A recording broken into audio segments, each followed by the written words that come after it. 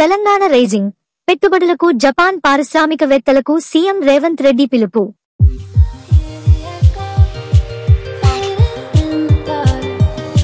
Japan పర్యటనలో భాగంగా ముఖ్యమంత్రి రేవంత్ రెడ్డి నేతృత్వంలోని తెలంగాణ రైజింగ్ ప్రతినిధి బృందం గురువారం అక్కడి సోనీ ప్రధాన కార్యాలయాన్ని సందర్శించింది. సోనీ కంపెనీకి చెందిన యానిమేషన్ అనుబంధ సంస్థ క్రంచీరోల్ బృందాన్ని కలుసుకుంది. తెలంగాణ రైజింగ్ ప్రతినిధి బృందం అధికారిక పర్యటనలో భాగంగా సోనీ కార్పొరేషన్ ప్రధాన కార్యాలయాన్ని సందర్శించింది. సోనీ కార్పొరేషన్ తయారు చేస్తున్న కొత్త ఉత్పత్తులు, చేపడుతున్న కొత్త కార్యక్రమాలను ఆ కంపెనీ ప్రతినిధులు ప్రదర్శించారు.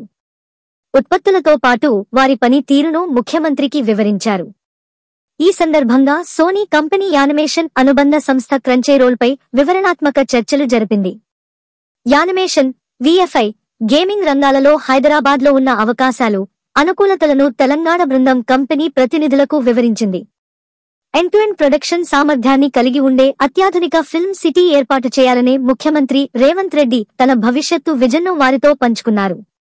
ముఖ్యమంత్రి రేవంత్ రెడ్డి నేతృత్వంలోని తెలంగాణ రైజింగ్ ప్రతినిధి బృందం జపాన్ పర్యటనలో తొలి రోజునే కీలక పెట్టుబడి ఒప్పందాలను కుదుర్చుకుంది.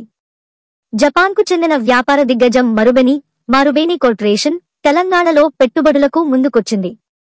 హైదరాబాద్ ఫ్యూచర్ సిటీలో నెక్స్ట్ జనరేషన్ ఇండస్ట్రియల్ పార్క్ ను ఏర్పాటు చేసేందుకు మరుబెని సంసిద్ధమైంది. టోక్యోలో మరుబెని ప్రతినిధులు ముఖ్యమంత్రి గారిని కలిసి ఫ్యూచర్ సిటీలో ఇండస్ట్రియల్ పార్క్ ఏర్పాటుకు సంబంధించిన ప్రతిపాదనలు, పెట్టుబడులపై చర్చించారు. మరుబెని 1,000 కోట్ల ప్రారంభ పెట్టుబడితో ఈ ప్రాజెక్టును చేపట్టనుంది. ఫ్యూచర్ సిటీలో 600 ఎకరాల్లో దశలవారీగా ప్రపంచ స్థాయి నెక్స్ట్ జనరేషన్ ఇండస్ట్రియల్ పార్క్ ను అభివృద్ధి చేసేందుకు ప్రతిపాదనలు రూపొందించింది.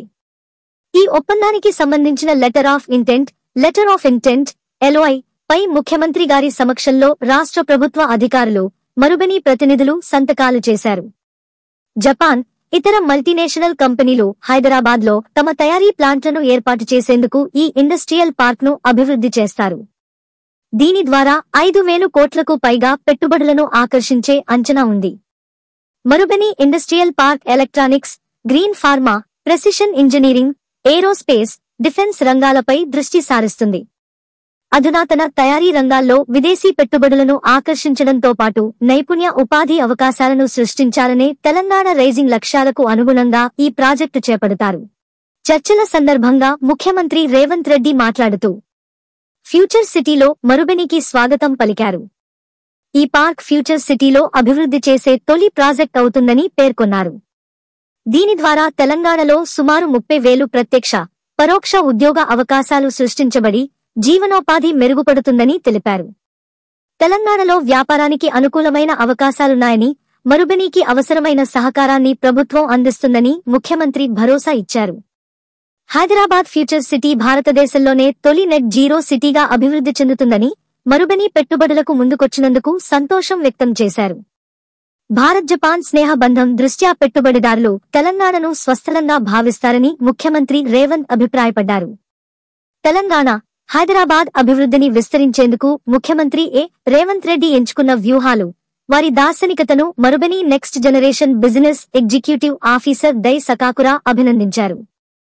తెలంగాణలో పెట్టుబడులకు తాము ఆసక్తిగా ఉన్నామని, అక్కడి అవకాశాలను వినియోగించుకునేందుకు ముందువరుసలో ఉంటామని సకాకురా పేర్కొన్నారు. కాగా మరుబెని ప్రపంచవ్యాప్తంగా 65 దేశాలలో 410కి పైగా గ్రూప్ కంపెనీల ద్వారా వ్యాపార కార్యకలాపాలు నిర్వహిస్తోంది. ఆహారం, వ్యవసాయ ఉత్పత్తులు, లోహాలు, గనులు, ఇంధనం, విద్యుత్, కెమికల్స్, మౌలిక సదుపాయాలు, finance, leasing, real estate, aerospace, mobility వంటి రంగాలలో ఈ కంపెనీ అగ్రగామిగా ఉంది. ప్రపంచవ్యాప్తంగా సుమారు 50,000 మంది ఉద్యోగులను నియమించుకుంది.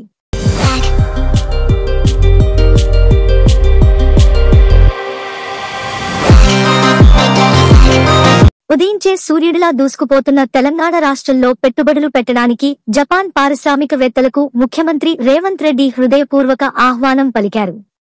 టోక్యోలోని హోటల్ ఇంపీరియల్లో జరిగిన India-Japan economic partnership road show జరిగింది.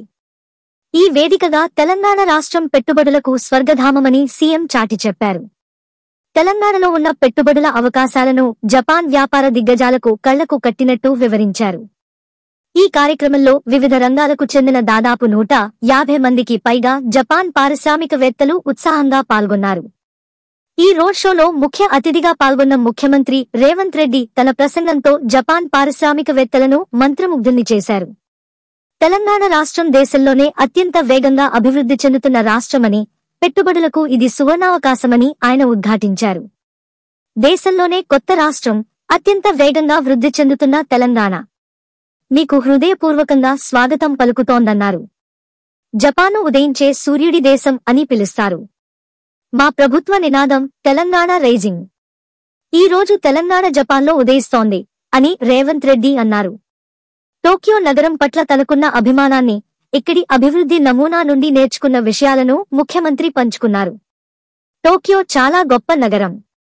ఇక్కడి మౌలిక సదుపాయాలు, పర్యావరణ పరిరక్షణ, ఆవిష్కరణలు అద్భుతం. జపాన్ ప్రజలు సౌమ్యులు, మర్యాదస్తులు, క్రమశిక్షణ కలిగినవారని పేర్కొన్నారు. హైదరాబాద్ను అభివృద్ధి చేయడానికి టోక్యో నుండి చాలా నేర్చుకున్నాను అని ఆయన అన్నారు. హైదరాబాద్ నగరాన్ని అంతర్జాతీయ ప్రమాణాలకు అనుగుణంగా తీర్చిదిద్దడానికి జపాన్ సహకారం ఎంతైనా అవసరమని ఆయన అభిప్రాయపడ్డారు. తెలంగాణ ప్రభుత్వం ప్రపంచ స్థాయి మౌలిక సదుపాయాలు, నైపుణ్యం కలిగిన మానవ వనరులు, స్థిరమైన విధానాలను అందిస్తుందని రేవంత్ రెడ్డి జపాన్ వ్యాపారవేత్తలకు భరోసా ఇచ్చారు. లైఫ్ సైన్సెస్, గ్లోబల్ కెపాబిలిటీ సెంటర్లు, electronics, electric vehicles, textiles, AI data సెంటర్లు, లాజిస్టిక్స్ వంటి రంగాలలో పెట్టుబడులు పెట్టడానికి తెలంగాణ అనుకూలమైన ప్రదేశమని ఆయన వివరించారు. భారత్, జపాన్ కలిసికట్టుగా ప్రపంచానికి అద్భుతమైన భవిష్యత్తును నిర్మిద్దామని ఆయన పిలుపునిచ్చారు. భారత రాయబారి సిబి జార్జ్ మాట్లాడుతూ భారత్ జపాన్ మధ్య బలపడుతున్న ఆర్థిక సంబంధాల గురించి వివరించారు. రెండు దేశాల మధ్య సహకారం మరింత బలపడుతుందని ఆయన ఆశాభావం వ్యక్తం చేశారు. JETRO, Japan external trade organization Bengaluru director general Toshihiro Mizutani మాట్లాడుతూ తెలంగాణతో సహకారాన్ని మరింత బలోపేతం చేయాలని పిలుపునిచ్చారు. తెలంగాణ రాష్ట్రం పెట్టుబడులకు అనుకూలమైన వాతావరణాన్ని కలిగి ఉందని ఆయన కొనియాడారు. ఈ కార్యక్రమంలో భాగంగా తెలంగాణ ప్రభుత్వం ప్రతిష్టాత్మకంగా చేపట్టిన ప్రాజెక్టుల ప్రచార వీడియోలను ప్రదర్శించారు. దేశంలోనే మొదటి నెట్ జీరో ఇండస్ట్రియల్ సిటీగా హైదరాబాద్లో నిర్మిస్తున్న ఫ్యూచర్ సిటీ, దేశంలోనే అద్భుతంగా తలపెట్టిన మూసీ పునరుజ్జీవన ప్రాజెక్టుల వీడియోలు ప్రత్యేక ఆకర్షణగా నిలిచాయి. ఈ ప్రాజెక్టులు తెలంగాణ ప్రభుత్వ విజన్కు నిదర్శనమని పలువురు ప్రశంసించారు. Electronics, artificial intelligence, electric vehicles, textiles, green energy వంటి రంగాల్లో జపాన్ కంపెనీలకు తెలంగాణలో పెట్టుబడులకు ఉన్న అనుకూలతలు, అవకాశాలను రాష్ట్ర వాణిజ్య పరిశ్రమల శాఖ ప్రభుత్వ ప్రత్యేక ప్రధాన కార్యదర్శి జయేష్ రంజన్ సమగ్రంగా వివరించారు. తెలంగాణ ప్రభుత్వం అందిస్తున్న ప్రోత్సాహకాలు, రాయితీలు, సింగిల్ విండో విధానం వంటి అంశాలను ఆయన ప్రత్యేకంగా ప్రస్తావించారు. రోడ్ షో అనంతరం తెలంగాణ ప్రతినిధి బృందం జపాన్లోని పలు దిగ్గజ కంపెనీల ప్రతినిధులతో ముఖాముఖి సమావేశమయ్యారు. ఈ సమావేశాల్లో పెట్టుబడులు, సహకారాలపై చర్చలు జరిగాయి. జపాన్ కంపెనీలు తెలంగాణలో పెట్టుబడులు పెట్టడానికి ఆసక్తి కనబరిచాయి. మొత్తం మీద టోక్యోలో జరిగిన India Japan economic partnership road show విజయవంతమైంది.